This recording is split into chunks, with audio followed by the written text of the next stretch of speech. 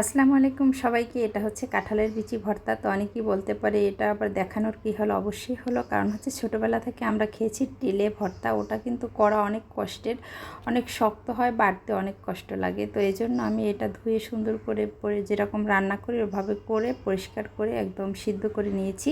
সিদ্ধ করে নেওয়ার পরে আমি সুন্দর মশলাটা, যেমন মরিচ, পেঁয়াজ, রসুন, এটা সুন্দর করে পাটায় পিষে নিয়েছি। পিষে নেওয়ার পরে তারপরে এটা সিদ্ধ করে ব্লেন্ডারে ব্লেন্ড করেছি। এটা এমনভাবে ব্লেন্ড করেছি যে এখন এটা নিয়ে শুধু ওই মশলার সাথে একটা পিষুনি দিলেই সুন্দরভাবে হয়ে যাবে আর মশলাটার সাথে মিশে যাবে।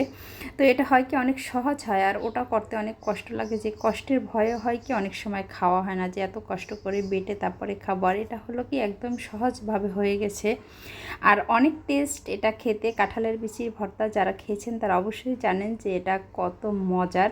তো আমার জামাই কিন্তু প্রথমবার এটা খেয়ে বুঝতেই পারে নাই যে এটা আসলে কিসের ভর্তা। তো জিজ্ঞেস করছে কিসের। তো অনেক টেস্টি ভর্তা, আর দেখেন কালারটাও কত সুন্দর হয়েছে। তো ঠিক আছে, আল্লাহ হাফেজ।